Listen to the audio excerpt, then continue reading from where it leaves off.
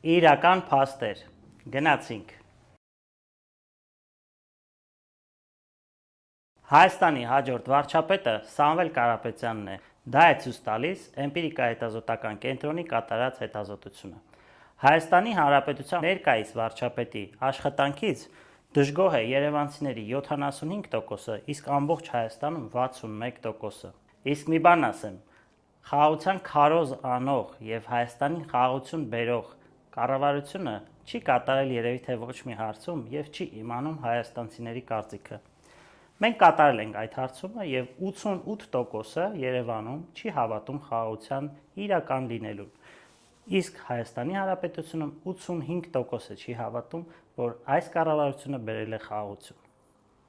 Եթե վարչապետի ընտրությունները լինեին այս կիրակի, ապա ում կընտրեիք վարչապետ՝ Նիկոլ Փաշինյանին թե Սամվել Կարապետյանին։ Երևանում Սամվել Կարապետյանը հավաքել է 2 անգամ ավելի շատ ձայներ, քան Նիկոլ Փաշինյանը՝ 49%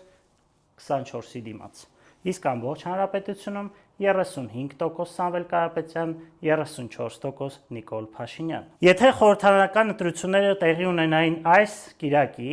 ապա որ քաղաքական ուժին կընտրեիք դուք որպես կառավարիչ ուժ։ 28%-ը ասել է Քաղաքացիական պայմանագիր կուսակցություն, 24%-ը Ուժեղ Հայաստան կուսակցություն, իսկ ամբողջ ընդդիմությունը հավաքել է 47% ձայներ։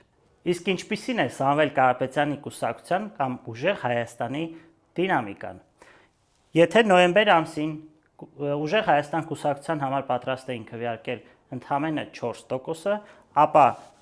փետրվարի վերջին արդեն 24%-ը։ Հունվար ամսվա նկատմամբ մենք ունենք գրեթե 2 անգամ ավելի շատ ձայն։ Մի բան էլ ասեմ, վերջին շրջանում իշխանական տարբեր գործիչներ հրապարակում են սոցհարցման արդյունքներ։ Որպեսզի ձեր համար պարզ լինի, ես կներկայացնեմ այդ սոցհարցումներն իրականացնող կազմակերպության մասին ընդամենը մեկ փաստ։ 2021 թվականի մայիսին ընտրություններից ընդամենը մի քանի օր առաջ այս ընկերությունը հրապարակել էր արդյունքներ, ըստ որի ոչ մի ընդդիմադիր ուժ 1%-ից ավել ձայն չպետք է հավաքեր։ Այսինքն այսօր ազգային ժողովում ոչ մի ընդդիմադիր ուժ չպետք է լիներ։ Դատողությունները թողնում եմ ձեզ,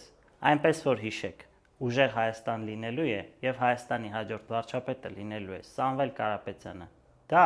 անկասկած։